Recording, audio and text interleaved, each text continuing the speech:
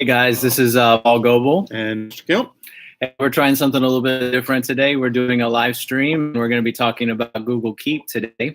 Google Keep is an app that is basically a note-taking app, but it's so much more than that. It's actually something that's really neat.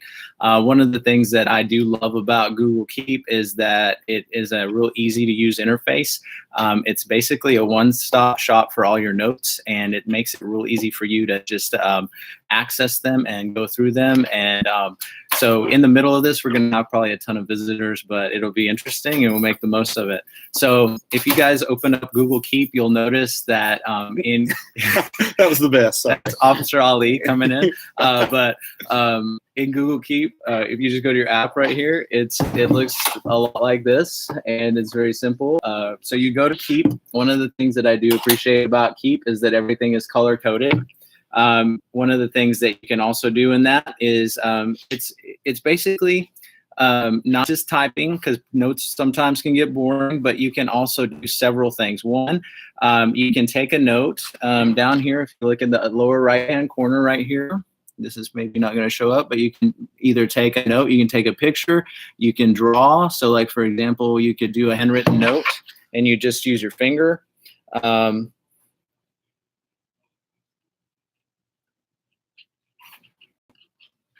So you can just say, please take a note, please. That would be great. You can type that in. You can save that. And then in Chrome, with your Chromebook, it's even better, because with the Chromebook, you can actually take this note. You can use a number 2 pencil, and you can take a note on your in tablet mode, just in Gorilla Glass, and it works out amazing. So I do love that. And so you can see Mr. Kim did an awesome scribble note there, and you should be proud of that. So that's one thing that you can do. Another thing that you can do is down at the bottom right, everything you need to do is right there.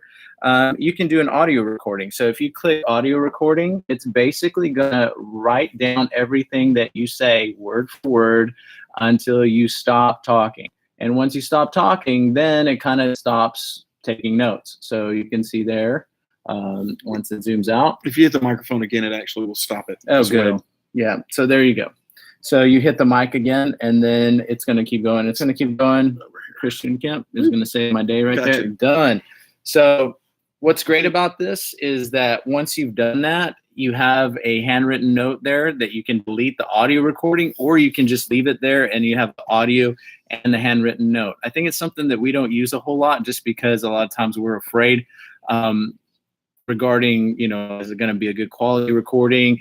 Is it going to be accurate? One of the things with Google, their voice recognition now is amazing. Whether it's Google Translate, whether it's note-taking assistance, it's a great app. All their apps are amazing now with voice recognition. So you could just talk and it's going to write it down really well. You can do that in Keep. You can do that in Docs. You can do that in a lot of different ways. So I highly recommend hitting that mic and trying it out, because it saves you a lot of time. I know a lot of times we think we have to type, we have to text notes, we have to handwrite notes. There's a lot of other ways to do it, and the part of it helps a lot. Yeah, with that, in the Chromebook, it's a little bit different. The menu is above the keyboard. Is above the keyboard up here. It is not on the bottom. So you'll have a keyboard and you'll have that. You have a little microphone and you have a little squiggly line. The squiggly line lets you do the drawing part of it. And then you can also move it to a smaller area, which I did accidentally. One of the things about the microphone, I'll just say one more thing about it. You can do this in class. You can take notes. You can actually have, as your teacher is talking, but you have to be careful with that, because sometimes it does not pick up in the back of the room. If you're way away from her, it may not pick up all of the words that she says. So make sure that you're real cautious with that. If you try it and it works, that's great, but also keep an eye on it to make sure that it's picking everything up and not just partial words. Because if you do that, you get home, you start looking back over your notes, and you've only got half of what she said. That's not going to do you much good. Awesome. And he's exactly right on that. So what I love too on this is that when you have in your notes, everything has the potential to be color coded. So like when you go to a note, if like, for example, I have this beautiful picture of a projector, all I have to do is go down to the bottom. There's 3 dots down here at the bottom. and I can click that and I can change whatever color I want to change that to. I can change it to blue, whatever. And then what's great about that is if you have one color, like in my own personal Google Keep, I have things that are for home. I have stuff that's for school. I have stuff for church. I have stuff for car stuff because I do car stuff. And then I have them all listed by color. And then you can go up here and you can do search, search your notes, and you can choose the color that you want to search by. And then let's say you pick that reddish orange color, it's going to list all your notes by color. Another thing too is if you collaborate with a bunch of different people, it has their icon down here that you shared with, and you can see all the notes that you've shared with a certain individual. It also has some recognition, like if you've done lists, like shopping lists, it has some predictive text to it. It notices, like if you've done a shopping list and you've done a list and you can't find it, you can go ahead and just search lists. If it's talking about travel plans, you have itineraries, it saves all those crazy things. It can save it by lists, images, recordings, and drawings. So like if it's a voice recording, you can list that. I did that one earlier and it is up in there.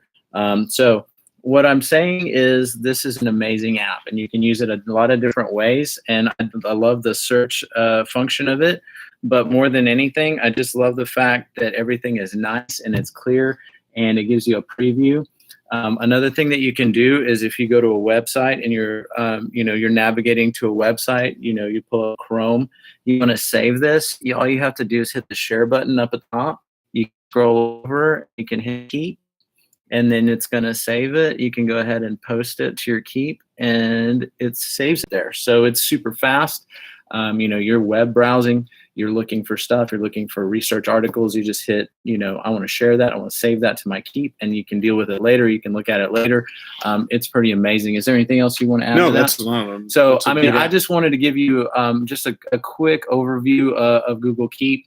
And then just as in closing, we've been noticing that there have been some issues with your iPad usage, and some of the excuses that are being used is that you may be missing a charger or cable. You may not have a top case. So charging issues, what you need to do is you need to go see Mr. Fowler in room 133. Make sure that he knows that you're needing a cable.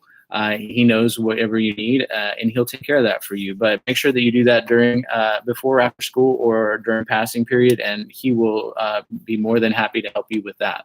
So I hope you enjoyed this. I hope that's helpful. But Google Keep for me is something I use all the time, and I think as a student, it's something that's going to benefit you while you're in high school and then into your the rest of your career. So anyway, that's it. Thanks. All right. It's always great to be hot. Bye.